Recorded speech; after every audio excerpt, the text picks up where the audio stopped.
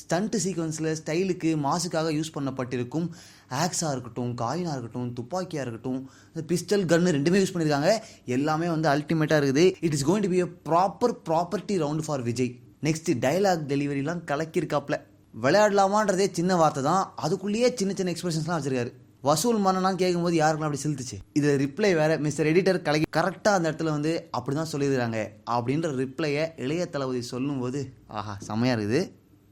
இதெல்லாம் நாங்கள் பார்த்துட்டோம், இன்ட்ரெஸ்டிங்கான இன்ஃபோ என்னன்னு நீங்கள் கேட்கலாம், வச்சுருக்கிறேன். அது என்னென்னா அவரோட காஸ்டியூம்ஸ் டீசர் பார்த்த வரைக்கும் படத்தில் 3 ஸ்டண்ட் சீக்வன்ஸ் செம்மையாக இருக்க போகுது with the usual power packed இளைய தளபதி எலிமெண்ட்ஸ்.